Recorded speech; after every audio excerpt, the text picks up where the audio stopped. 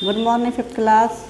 I hope आप ठीक होंगे, सेफ होंगे और बिना वजह से बिना किसी कारण आप बाहर नहीं जा रहे होंगे। अगर बाहर घर से निकल रहे होंगे तो मास्क लगा कर निकल रहे होंगे।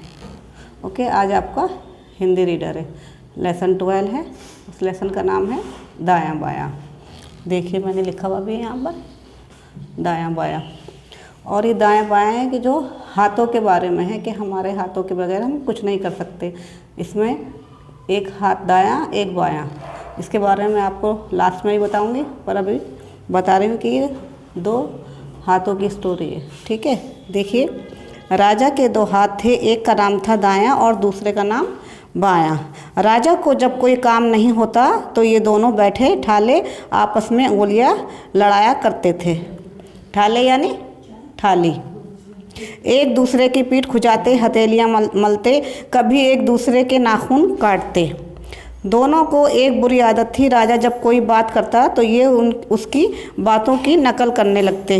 राजा कहता चांद गोल है तो दायां उंगली खोलकर दायरा बना देता। कभी कभी इसमें बायां भी शामिल हो जाता और दोनों मिलकर एक गोल फुटबॉल की शक्ल बना देते।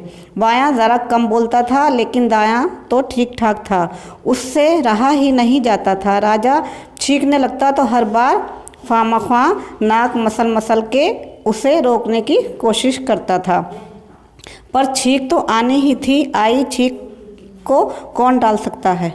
तो इसमें क्या बताया गया है कि इसमें एक राजा है, राजा के दो हाथ हैं। सबके दो हाथ होते हैं, राजा के दो हाथ हैं, उनका नाम है दायां और बायां। राजा को कोई भी काम पड़ता था तो वही दायां बायां उसकी हेल्प करते थे। और जब राजा खाली बैठता था, राजा के पास कुछ काम नहीं होता था, तो ये दायां बायां जो थे ये ठाले आपस में हिलते जुलते रहते थे। और इनको बुरी आदत थी कि जब राजा कोई बात करता तो इनकी नकल करते थे। देखिए अब आगे देखते हैं। राजा जब खाना खाने बैठता तो वही निवाले तोड़ तोड़ के मुंह में डालता था। उसे हिचकी आती तो फौरन पानी का गिलास उठाकर उसके मुंह में लगा देता। सेवा में इतने चुस्त दोनों की राजा कभी सूरज की तरफ देखता तो उसके कहने से पहले दायां लपक के आँख पे साया कर देता। तो इसमें बताया कि जो राजा है, राजा खाना खाने बैठता तो ये जो हाथ उसका दायां था वो क्या करता था, उसके मुंह में निवाले बना कर देता था। और राजा अगर धूप में बाहर खड़ा हो जाता था तो वो जो दायां बायां हाथ थे तो वो उसका धूप से उसको साया कर लेते थे और ताकि उसको धूप ना लगे। कभी कभी जल्दी भी कर बैठते थे। दाएं ने जल्दी से सेवा में, राजा को मालूम था कि दूध का गिलास गर्म है, लेकिन दायां ने होशियारी की और अपनी दो उंगलियां जला ली। दूध राजा के कपड़ों पर गिर गया। राजा ने ज़्यादा कुछ नहीं कहा। आ तेरी कमबख्त, बस इतना कह के चुप हो गए। बायां ने बढ़ के राजा के कपड़े झाड़ दिए। बस राजा ने भी हमदर्दी जताई और डॉक्टर को बुलाकर मरहम लगवा दिया। तो ये जो दोनों हाथ थे दायां बायां इतनी जल्दी करते थे। एक बार का टाइम था कि दूध गर्म था तो बायां ने क्या किया, दूध को उठाया, हाथ में गिलास को जैसे पकड़ा तो उसका हाथ जल गया। तो राजा को गुस्सा आया। राजा ने कहा कि कमबख्त ये क्या कर रहा है। और फिर भी राजा को पता था कि ये मेरी सेवा करते हैं, इसका हाथ जल गया है। तो राजा ने डॉक्टर को बुलाकर बाएं की मरहम पट्टी करवा दी। अब आगे देखते हैं। दोनों सेवादार भी थे, वफादार भी थे। सेवादार यानी सेवक, सेवा करने वाला। ठीक है। राजा की लड़ाई हो जाती किसी दुश्मन से तो दायां फौरन तलवार खींच लेता था और बायां ढाल संभाल लेता। राजा घोड़े पर सवार होता तो दायां चाबुक संभाल लेता और बायां घोड़े की लगाम खींच के रखता था। तो इसमें क्या बताया गया, इसमें ये बताया गया कि ये जो दोनों हाथ थे दायां और बायां ये वफादार थे। राजा की जब लड़ाई किसी जो दुश्मन से होती थी तो दायां फौरन तलवार संभाल लेता था और बायां जो था ढाल संभाल लेता था। एक ढाल वो होती है ना कि जैसे तलवार जैसे चलाते हैं राइट हैंड से तलवार चलाते हैं और लेफ्ट में क्या होता है, उसको रोकने वाला, कि हमारे लग ना जाए, उसको कहते हैं ढाल। संभाल लेता था। राजा घोड़े पर सवार होता तो दायां चाबुक संभाल लेता और बायां घोड़े की लगाम खींचकर रखता। कि जब राजा घोड़े पर सवार होता तो दायां क्या करता था, चाबुक संभाल लेता था और बायां घोड़े की लगाम को खींच कर रखता था। अब आगे देखते हैं। कभी राजा अपने ही ख्यालों में गुम होता तो दोनों मुंह लगे बारी बारी उठते और राजा की मूछें मरोड़ देते। कभी दाढ़ी में उंगलियां फेरने लगते। राजा बैठने का इरादा करता तो दायां झूलकर कुर्सी उठा लेता या राजा के कुर्सी बाग में लगा दो कहते ही दायां उंगली से के इशारे से नौकर को बुला लेता। क्या करते थे कि कभी कभार राजा ख्यालों में गुम होता था तो क्या करते थे, दोनों मुंह लगे बारी बारी उठते और राजा की मूछ मरोड़ देते थे। ठीक है, कभी दाढ़ी में उंगलियां मारने लगते। राजा बैठने का इरादा करता तो वो कुर्सी खींचकर रख देते ताकि राजा बैठ जाए। वफादार ऐसे कि राजा जो भी सोचता बायां कागज़ निकालकर सामने करता और दायां फौरन दर्ज कर देता। यानी कि जैसे राजा सोचता कि मुझे कुछ करना है, कुछ लिखना है, तो क्या करता, तो वो कागज़ निकाल के लाता और दायां फौरन दर्ज कर देता। दर्ज यानी उसके अंदर लिख देता। कभी कभी तो राजा थक जाता उन दोनों से, इसलिए सोते वक्त दायां को तो सिर के नीचे दबा लेता और बायां को खुला छोड़ देता। उसने देखा था कि दोनों एक दूसरे के बेलगाम गवाह थे। एक हिलता तो दूसरा हिलता ज़रूर था। नहलाते धुलाते वही दोनों थे। राजा के कुछ कहने से पहले ही दायां साबुन उठा लेता और बायां से कहता, बायां मल, जोर से मल। राजा की बगलों में साबुन लगाने के लिए एक दूसरे से छीन भी लेते थे। तो इसमें क्या बताया गया कि मतलब वो दोनों इतने शरारती थे, दायां बायां जो हाथ। और अगर राजा को नहाने की ज़रूरत पड़ती तो क्या करते, बायां जो था साबुन खींच लेता था और कभी दायां साबुन खींच लेता था, उसके शरीर पर साबुन मलता था। ठीक है, और ये देखिए शरारती भी थे। कभी कभी बायां राजा की आंख में साबुन लगा लेता तो राजा चिल्लाने लगता। दायां जल्दी जल्दी पानी का लोटा उठा के राजा की आंखों पर उड़ेल देता और आंखें मल के साबुन की झाग बहा देता। क्या करते थे कि शरारत करते करते बायां क्या करता था, बायां जो था वो राजा के चेहरे पर साबुन लगा देता था तो राजा की मिर्चें लग जाती थी। और दायां जो था जल्दी से पानी लेकर आता और जल्दी से पानी मुंह पर डाल देता था ताकि आंखों में मिर्चें न लगे। ठीक है, दायां जल्दी जल्दी पानी का लोटा उठा के राजा की आंखों पर उड़ेल देता और आंखें मल के साबुन की झाग बहा देता। लेकिन कभी कभी राजा झरने के नीचे खड़ा हो जाता तो राजा को बहुत मज़ा आता, लेकिन ये दोनों छटपटाने लगते। राजा को झरने के नीचे बहुत ज़्यादा मज़ा आता था, आनंद आता था उसको। जब झरने के नीचे खड़ा हो जाता था तो जो दायां बायां जो थे इनको अच्छा नहीं लगता था, ये छटपटाने लगते थे। एक बार राजा के वज़ीर ने बगावत कर दी और जब बगावत की तो राजा की ख्वाबगाह में घुसकर सबसे पहले इन्हीं दोनों को हथकड़ियाँ पहनाई। ख्वाबगाह यानी बेडरूम। ठीक है, हथकड़ियाँ पहनाई। राजा की बेबसी देखकर दोनों को बहुत गुस्सा आया। उंगलियां भींच कर मुट्ठियां दिखाईं, लेकिन करते क्या, मजबूर थे बेचारे। ना अपनी कुछ मदद कर सकते थे ना राजा की। वज़ीर ने राजा को ले जाकर किले की मीनार में बंद कर दिया और दीवार के खूंटे से एक जंजीर राजा के पाँव में डाल दी।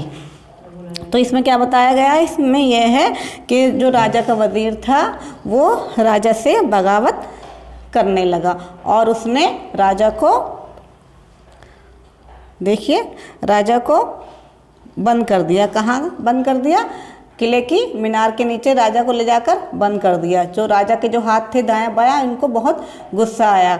ये करते भी तो क्या। अब आगे देखते हैं। मीनार की ऊपर वाली कोठरी में कोई खिड़की या रोशनदान भी नहीं था, सिर्फ एक सलाखों वाला दरवाज़ा था जहाँ से पहरेदार आकर खाने की थाली रखता और लौट जाता। कि जहाँ मीनार के नीचे बंद किया गया था राजा को, तो वहाँ ना कोई खिड़की थी ना कोई रोशनदान था। तो एक आदमी आता पहरेदार, वो क्या करता, आकर खाना रख के चला जाता था। अब आके देखते हैं। दोनों चाहते थे कि किसी तरह निवाला तोड़कर राजा के मुंह में डालें, लेकिन राजा बहुत गुस्से में था। दायां बायां अपनी उंगली भींच के रह जाते। राजा की मजबूरी पर दोनों को बड़ी तकलीफ़ होती। जब पहरेदार खाना लाकर रख देता था तो उसके जो हाथ थे दोनों दायां बायां, वो चाहते थे कि हम राजा को खाना खिलाएं, लेकिन राजा को बहुत गुस्सा आता था। उस टाइम वो खाना नहीं खाता था और ये दोनों दायां बायां राजा की जो मजबूरी थी, उसकी तकलीफ़ जो थी, उसको बर्दाश्त नहीं कर पाते थे। अब आगे देखते हैं। एक रोज़ दोनों ने मिलकर दरवाजे की कोने वाली सलाख पकड़ी और राजा से कहा कि तुम भी जोर लगाओ, और टेढ़ी करके वो सलाख बाहर निकाल ली। उस रोज़ जब पहरेदार दाखिल हुआ तो बायां ने झटके से उसकी पगड़ी पैर के नीचे गिरा दी और दायां ने सलाख उसके सिर पे दे मारी। तो इसके बाद क्या होता है कि दोनों ने मिलकर, जब पहरेदार दोबारा आया तो उन्होंने क्या किया, ये देखते हैं। एक रोज़ दोनों ने मिलकर दरवाजे की कोने वाली सलाखें पकड़ी। दोनों जो दायां बायां थे तो दरवाजे की जो कोने की सलाखें थी वो पकड़ ली और राजा से भी कहा कि तुम भी थोड़ा सहारा दो, और वो जो खींचा तो वो सलाखें टूट गईं और रास्ता बन गया। अब देखते हैं आगे। जैसे ही पहरेदार ने चीखने के लिए मुंह खोला, बायां ने उसका मुंह बंद किया और दायां ने जल्दी से उसकी पगड़ी उसी के मुंह में ठूस दी, ठूस के अंधा कर दिया। दोनों ने मिलके उसी की पगड़ी से उसे गठरी की तरह बांध दिया। दोनों ने कंधे कोहनी तक का जोर लगा के राजा के पैर की जंजीर खोल दी। राजा के लिए मौका था। वह दरवाजे से बाहर निकला और ऊपर की छत पर चढ़ के किले के पीछे वाली नदी में कूद गया। तो इस वाले पहरे में क्या बताया गया है कि जैसे ही पहरेदार आया तो उसने क्या किया, दायां बायां ने राजा के साथ मिलके सलाखें खोल दी और जो पहरेदार था उसकी पगड़ी गिरा दी और पगड़ी से उसका मुंह बंद कर दिया ताकि वो चिल्ला ना सके, उसकी आवाज़ बाहर ना जा सके। ठीक है। और दायां बायां ने राजा की जंजीरें खोल दी और ऊपर की छत पर से वो बाहर कूद गया।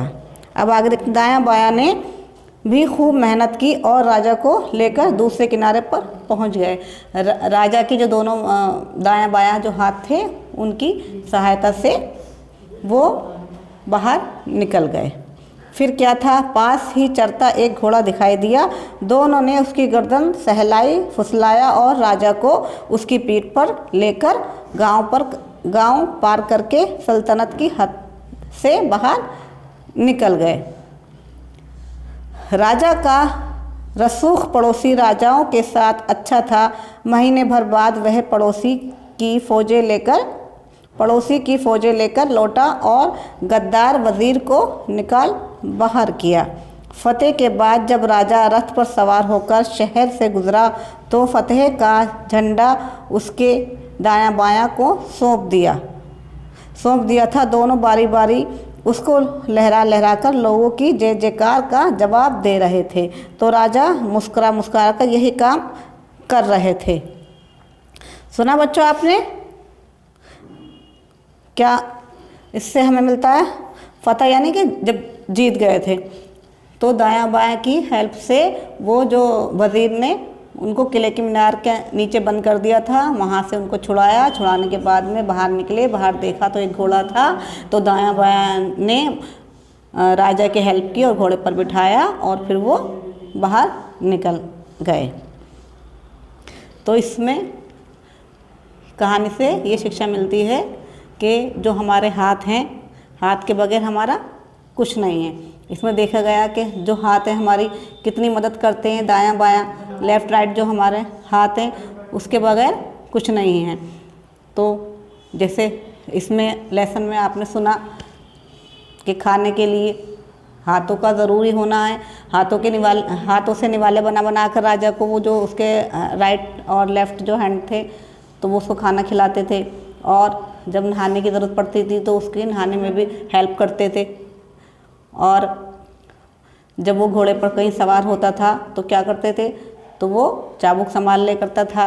जब लड़ाई होती थी दुश्मनों की तो दायां क्या करता था, तलवार संभाल लेता था, और बायां क्या करता था, वो उसकी ढाल बन जाता। तो हमें अपने हाथों का बहुत महत्व है हमारे लिए। और देखो जिनके अगर हाथ नहीं है वो कितने परेशान हैं। किसी के पास अगर कोई चीज़ नहीं होती तो वो ही समझ सकता है कि उसकी अहमियत क्या है। तो हमें अहमियत समझनी चाहिए, हर चीज़ की हमें अहमियत समझनी चाहिए। हमारी आँख है, नाक है, हाथ है, पैर हैं, जो भी कुछ है जो ऊपर वाले ने दिया है तो उसको हमें संभाल कर रखना चाहिए। हमें ये सोचना चाहिए अगर ये नहीं होते हमारे पास तो हमें कितनी मुश्किल हो जाती है। देखा होगा कभी कभी आप लोगों ने बाहर या अपने किसी रिश्तेदार की, और वैसे भी बाहर भी देखा होगा किसी के जैसे हाथ नहीं है तो कितनी प्रॉब्लम होती है उनको। तो हमें हाथों की अहमियत बताई गई है इस लेसन के अंदर। तो हमें जो ऊपर वाले ने हमें दिया है तो उसको हमें शुक्र अदा करना चाहिए कि उसने हमें हर चीज़ दी है। हाथ के बगैर भी कुछ नहीं कर सकते। तो पूरी जो इसमें कहानी है हाथों के ऊपर ही है बताई गई है। अब मैं आपको बैक एक्सरसाइज कराऊंगी इसके बाद। अभी हमने हिंदी लिटरेचर का लेसन 12 पढ़ा था जिसका नाम था दायां बायां। उसी लेसन के कठिन शब्द मैं आपको दिखा रही हूँ। देखिए ये आपको लिखना है और अच्छे से याद भी करना है। अब सेकंड है ये शब्द वर्ड मीनिंग, इनको आपको याद भी करना है और इसको लिखना भी है। ठीक है, ये देखिए कोशिश का प्रयास, हमदर्दी, दया, तकलीफ, कष्ट, रोशनदान, रोशनी आने के लिए लगाई गई जालीदार दीवार। अभी देखिए होशियार, बुद्धिमानी, वफादार, भरोसा करने योग्य, और गद्दार, दुष्ट, फतेह, जीत। ये याद भी करना है और लिखना भी है। एक्सरसाइज क्वेश्चन नंबर सेकंड है ये, सही उत्तर पर सही का चिन्ह लगाएं। पहले में देखते हैं दायां और बायां एक दूसरे के क्या काटते थे। एक दूसरे के क्या काटते थे? नाखून, बाल, दांत। तो क्या काटते थे? नाखून। अभी लेसन आपने पढ़ा है। दायां और बायां की आदत थी राजा से झगड़ा करना, राजा की बुराई करना, राजा की नकल करना। तो क्या आदत थी उनकी? राजा की नकल करना। तो यहाँ पे टिक का निशान लगाना। थर्ड देखें किसका गिलास गर्म था? जूस का, चाय का, दूध का। तो दूध का गिलास गर्म था तो यहाँ पे हमें टिक करना है। लास्ट देखेंगे किसने अपनी 2 उंगलियां जला दी? दायां ने, बायां ने, राजा ने। तो किसने जलाई थी? दायां ने। अब देखेंगे एक्सरसाइज का क्वेश्चन नंबर 3 है, खाली स्थान भरो। तो यहाँ पे मैंने शब्द फिल कर रखे हैं, हमने पढ़कर सुना रही हूँ, आप ध्यान देखिए। पहले में बायां ज़रा कम बोलता था लेकिन दायां तो ठीक ठाक था। पहले में बायां और यहाँ पर दायां। सेकंड देखेंगे राजा जब खाना खाने बैठता तो वही देश तोड़ तोड़ के मुंह में डालता था। क्या? निवाले। यहाँ पर निवाले लिखते हैं। थर्ड देखते हैं राजा घोड़े पर सवार होता तो दायां देश संभाल लेता और बायां घोड़े की लगाम खींच में के रखता। तो चाबू, चाबू लिखना। फोर्थ देखेंगे राजा की मजबूरी पर दायां और बायां को देश होती बड़ी तकलीफ। यहाँ पे बड़ी तकलीफ लिखना। एक्सरसाइज क्वेश्चन नंबर 4 है, वाक्यों पर सही या गलत का चिन्ह। पहला देखते हैं राजा के 4 हाथ थे, यहाँ पे गलत। सेकंड देखेंगे राजा बड़ा ही आलसी था, वह अपना काम समय नहीं करता था, सही। थर्ड देखेंगे राजा ने डॉक्टर को बुलाकर दायां के मरहम लगवा दिया, दायां के मरहम लगवा दी, यहाँ पे सही। बात देखेंगे दायां बायां ने मेहनत की और राजा को लेकर किनारे पहुँच गए, यहाँ पे राइट। एक्सरसाइज का क्वेश्चन नंबर ये 6 है, वाक्य बनाना। यहाँ पे कुछ शब्द दिए गए हैं, ठीक है, तो इन्हीं की सहायता से यहाँ पर हमें शब्द वो वाक्य लिखना है। तो मैंने ऑलरेडी वाक्य बना चुकी हूँ। आप ये वाक्य भी लिख सकते हैं और अपनी मर्जी से दूसरे भी लिख सकते हैं। मैं आपको पढ़कर सुना रही हूँ, देखिए। खामखा किसी को परेशान मत करो, हमदर्दी, मुझे अपने माता पिता से बहुत हमदर्दी है। थर्ड देखते हैं, साबुन, हमें साबुन से अच्छे से हाथ धोने चाहिए। तकलीफ, राजा को वजीर ने बहुत तकलीफ दी। बातें हैं गद्दार, वजीर गद्दार था, ठीक है। अभी देखिए एक्सरसाइज क्वेश्चन नंबर 7 है, विलोम शब्द लिखो, ठीक है। यह मैंने ऑलरेडी लिख रखे हैं, मैं आपको पढ़कर सुना रही हूँ, देखिए। अच्छा, एक्सरसाइज में 7 क्वेश्चन है, ये विलोम शब्द लिखो। अच्छा का यहाँ पे बुरा, शाम, सुबह, थोड़ा, बहुत, सही, गलत, पहला, आखिरी, रात, दिन, ये मैंने लिख रखे हैं। आप इन्हीं को देख कर लिखें। एक्सरसाइज क्वेश्चन नंबर 8 है, राग के विभिन्न रूपों का प्रयोग करते हुए 3 शब्द बनाओ। यहाँ दिखा रखे हैं, देखो ये राग, ठीक है, ये इसमें भी राग की आवाज़ है, इसमें भी राग। तो मैंने इनकी सहायता से ये शब्द यहाँ पर बना दिए हैं, आप देख कर लिखना। ये भी लिख सकते हैं आप, अपने मर्जी दूसरे शब्द बना सकते हैं जो राग का प्रयोग हो, जिनमें पढ़ के सुनाओ। राग से रंग, रथ, राजा, ये मात्रा लगाने वाले राग की। वर्ष, वर्षा, परवल, ये भी राग की आवाज़ आती है, नीचे लगाने वाली मात्रा है राग की। ग्राम, क्रिया, प्रयोग।